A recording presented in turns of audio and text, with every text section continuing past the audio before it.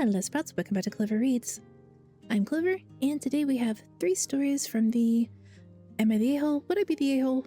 Public subreddit, 2 of which are posted to the Charlotte Dobre subreddit.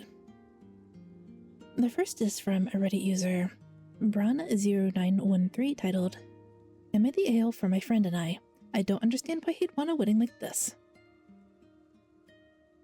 We have been friends since childhood and have a good relationship. But there is one thing that pisses me off all the time.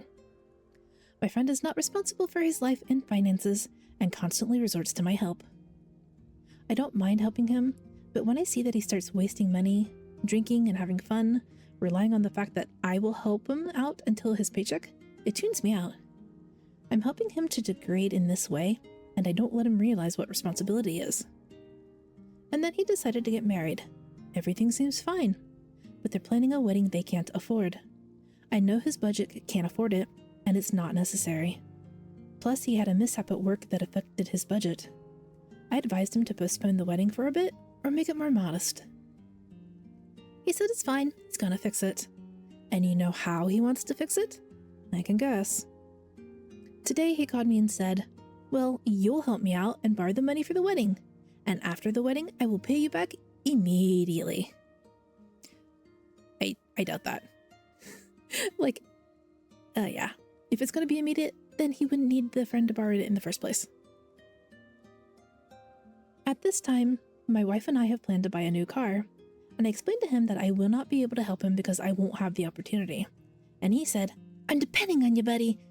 That is, he doesn't care what this will do to my family, but it's important that his wedding is a success, although he cannot provide it. Please judge and advise me on how to act in this situation. On the one hand, I value our friendship. On the other hand, it looks like a banal exploitation of my good attitude. Yeah, I would agree with that. No, OP. In general, you're not the asshole. More specifically, you are being an asshole to yourself and to your family. Like, did it say how old he was? Scroll back. No, it doesn't give any ages. It doesn't really matter though. No matter the age, if your friend has to rely on you entirely to continue existing, then you are the asshole to yourself. Oh. Yeah, you should have cut him off ages ago financially. And you're acknowledging that you're propping him up, making sure that he doesn't learn the consequences of his actions. Please stop enabling him. For your own sake, for your family. Even for the guy's fiance, really. I wonder if the fiance knows just how much their partner is relying on OP. And does the fiance just expect this to continue on forever? Questions to be asked? And moving on to the second story from Reddit user XP. It's nice. Not overly complicated. I can pronounce it. Would I be the asshole for refusing to give up my grandmother's engagement ring for my brother's proposal? So, this has turned into a huge family fight, and I need to know if I'm in the wrong here. My grandmother left me her engagement ring in her will. It's a beautiful vintage piece, very sentimental to me, because I was extremely close with her growing up. I've kept it safely stored for years. Here's where things get messy. My older brother, 30 male, is planning to propose to his girlfriend, 28 female, and recently asked if he could have her grandmother's ring. He said it would mean a lot to him to keep it in the family, and that his girlfriend loves vintage rings. I told him no. This ring was left to me, and I intend to either keep it or to use it for myself someday. He got really upset, saying I was being selfish that it's just sitting in a box, while he has an actual use for it. My parents sided with him, saying that as the eldest, he should have gone to him anyway, and that I'm being difficult for no reason. Things escalated when my brother said I was hoarding the ring out of spite, and that I should want it to stay in the family. I told him I do.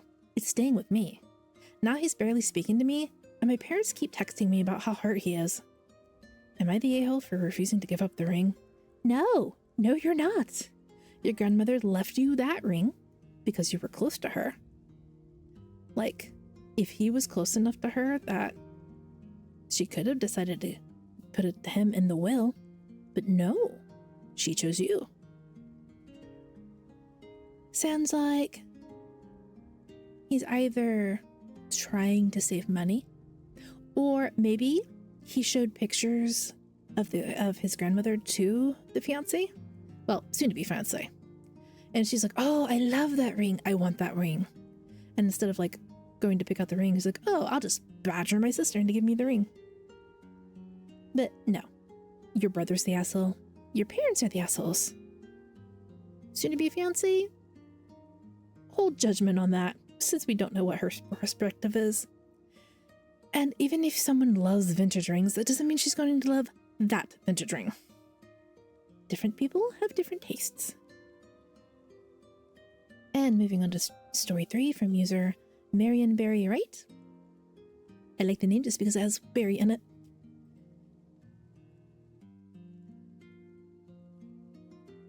My best friend's girlfriend dragged him and his mom to my house at midnight to confront me about our friendship. Dude. I'm a Dio for refusing to hear her apology. No. I read it, buckle up, because this is going to sound like a telenovela, but I promise it's my life. I, 28 female, have been best friends with male, M, male 28, for 10 plus years. We're both Scorpios, born a week apart, and have the kind of friendship that people constantly question if we're more than friends. We're not. We're siblings at this point. My family treats him like one of their own and vice versa. We've always had one rule. No touching. No hugs unless one of us is in real pain. That's how serious we've been about our boundaries. When neither of us gets into a relationship, we immediately introduce the partner and set the tone. My boyfriend's always gotten along with him. His girlfriends? Not so much. Only 2 ever did. Now enter her. When they started dating, she and I actually got along well. She'd call to chat, I'd visit her at work, and I was genuinely rooting for them, especially since she stood by him when he was broke. But after they broke up, she called me to vent before he could. I stayed out of their relationship business and kept my distance out of respect. Fast forward to October 2024. My best friend got a boost in his career and he got big money. Yes, it comes with money. Big money. Suddenly, the ex slithers back into his life. Except now she's upgraded her attitude and thinks she's the queen of the council. He tells me they're back together. I'm happy for him and excited to reconnect with her. Me. Hey girl, how have you been? Her. Why do you want to know? I've been around. Me. Come on, don't be like that.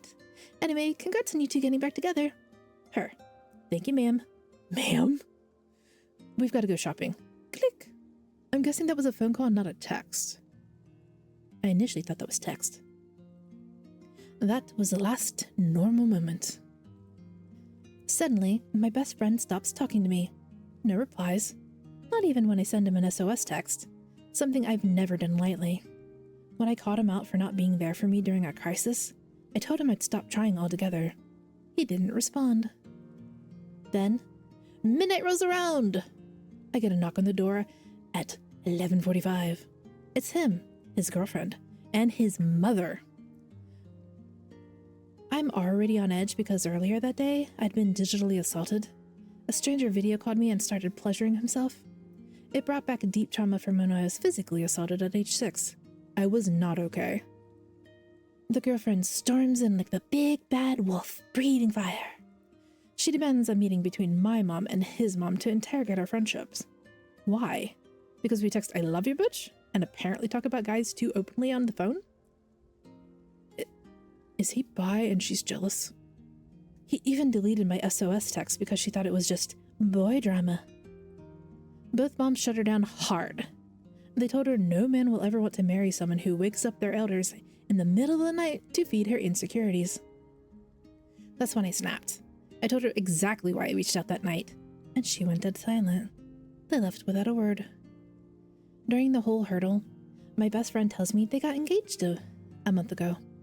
and she asked him not to tell me because seeing me would sicken her. He's rethinking the whole relationship because of how the fiancé and reacted to our friendship. Now she wants to apologize because the relationship is threatened, meaning no money to spend on her kid. It'll stop altogether. Oh, does she have a kid from a previous relationship? I'd rather go pat a Titan boa on the Amazon than hear her out. So Reddit, am I the a-hole for refusing to hear her apology? No, you're not. Props to you and your friend for having established boundaries that you've been able to hold together through several relationships and decades. But yeah, going in, taking your partner's phone, deleting their messages when you have no idea what the person reaching out needs, that's real crap on your best friend's fiance. I don't want to actively root for someone to break up, but I kinda am. That is controlling behavior. And I wonder how long it'll be before she starts trying to push other people out of his life. Like, she's definitely trying to cut out the major support of the best friend. And how long before she tries to get in between him and his mother? And like, go OP's mother, go OP's best friend's mother, slapping her down hard like that? When I originally read that, I thought that the girlfriend came with her mother, not with his mother. Anyway, reading through the comments, someone's like, can I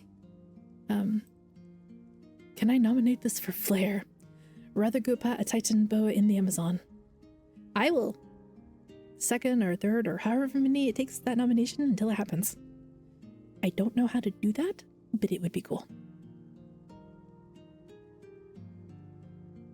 Yeah. So people out there, if you're recently engaged and your fiance tells me telling your best friend is going to make them sick, maybe at first try relationship counseling. Maybe. But unless your friend is a really disgusting person, your partner should not be disgusted by them. Like, as long as you behave like a normal, well-adjusted individual. Maybe not even well-adjusted, but just like, you don't make bad jokes. Or offensive jokes, you know? You're clean. You don't try inserting yourself where you don't belong. There's no reason for someone else's partner to be feeling like, no, they disgust me when they're acting like a normal average person. Red flags there. Anyway, I'm gonna wish all of the OPs today good luck. Thank them for sharing the stories. And that's where I'm gonna call things for today. Thank you for watching. Let me know what you think of the posts in the comment down below. What sort of advice would you give? And I'll catch you next time. Bye bye.